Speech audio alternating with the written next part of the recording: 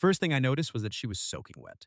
The second thing I noticed was that she was still wearing the same small gold necklace she had worn every single day of 7th grade.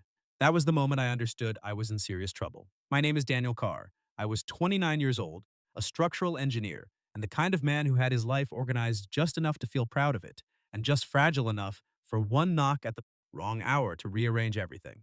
The knock came at 3:04 in the morning on a Thursday in late October. I want to be honest about something.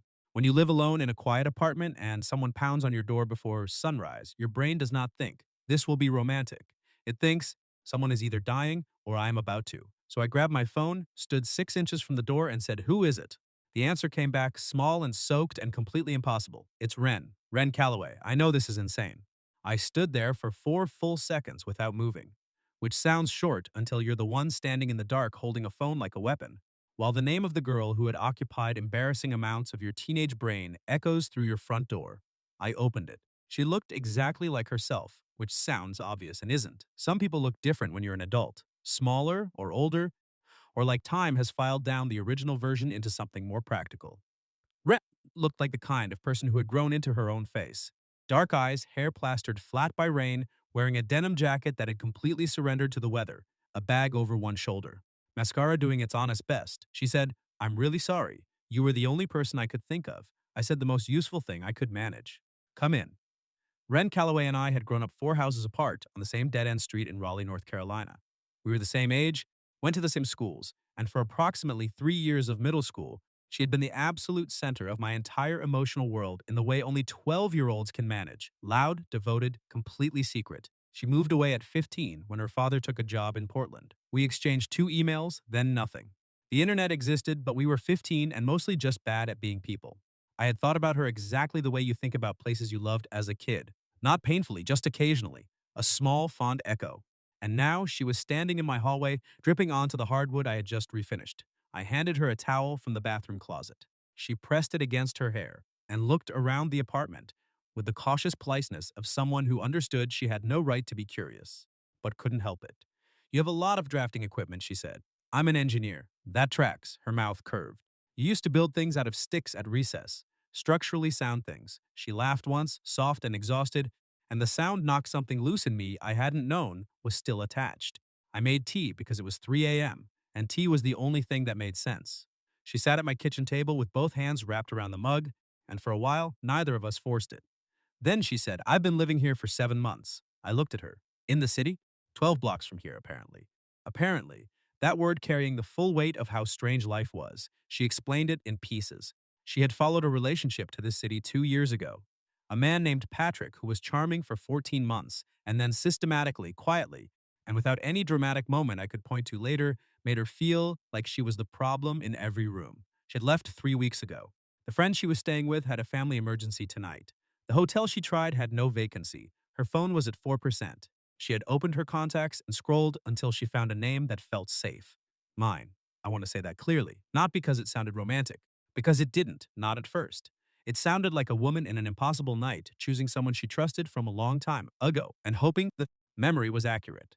"You could have called anyone," I said carefully. Ren looked at her mug. "I know who I would have called 6 months ago. I didn't want to call those people tonight." I understood that sentence more than I wanted to. There are people you call when things go wrong, and then there are people you call when you don't want to perform okay for anyone. You just want to sit in a kitchen and breathe. I showed her the guest room. Clean sheets, small lamp. She stood in the doorway, looking at it like someone who had been running for weeks and had forgotten what standing still felt like. "Thank you," she said. "I mean it. I'll be out of your way by morning." "You don't have to be." She looked at me then. Not the grateful look from before. Something more careful, more honest. "Daniel," she said quietly, "I'm not in a position to be a good person to anyone right now." "I'm not asking you to be anything," I said. "I'm asking you to sleep." She nodded. Then she closed the door. I did not sleep. I lay on my back in my own room, staring at the ceiling, doing the responsible thing, which was reminding myself of every reason this was complicated. She was 3 weeks out of a bad relationship. She had shown up at 3 a.m. in a crisis. I hadn't seen her in 14 years. Being kind was not the same thing as having the right to feel whatever my chest was doing, all logical, all completely useless.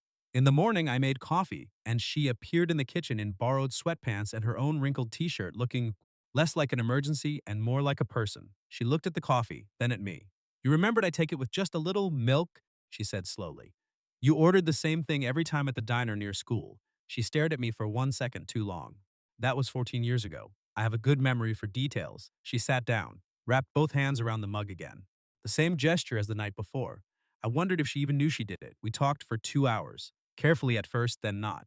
She told me about the relationship the way someone describes a car accident after the shock has worn off. Not dramatic, just tired.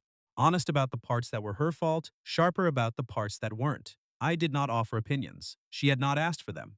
Then she asked about me. My work, the apartment, why I moved here, I told her. She listened in the way some people do, where you can tell they are actually listening, not waiting for their turn. At one point, she said, You seem like a person who built the exact life you meant to. I thought about that. I built a careful one. Is that different? Sometimes. She looked at me over the rim of her mug, not with sympathy and not with challenge, with the particular attention of someone who understood the sentence precisely because it matched their own. I think I built a life around someone else's blueprint, she said, and kept assuming the finished version would eventually feel like mine. I didn't say anything because some things don't need a response. They need room. She stayed 4 more days, not dramatically, not in the way that builds towards something.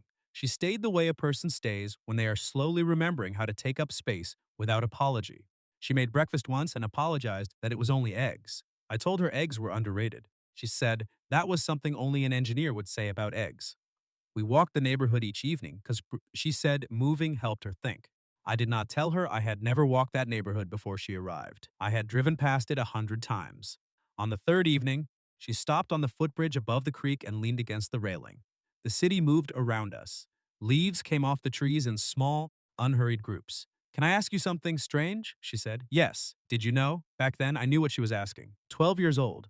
Dead End Street, the gold necklace. Yes, I said. She nodded slowly, like she had suspected and still needed the confirmation. I moved away before I understood what I felt, she said. I told myself later it was just proximity, being neighbors. Maybe it was. She turned her head toward me. Is that what you think? I held her eyes. No. For a long moment, neither of us moved. Whined off the creek, the city humming quietly below us. Then she said, I told you I'm not in a position to be good for anyone right now. I remember. I meant it. I know. She looked back at the water. I just wanted you to know it wasn't proximity. Back then. A pause, or now. I didn't push it. That felt important. She was not a door I had the right to knock on yet, but she had opened a window, just slightly, and I was not going to ruin it by throwing something through it. She left on the fifth morning, with a real address this time. A sublet she had found 2 days earlier. She packed her bag at the door, held the strap with both hands. I don't want to disappear again, she said. Then don't.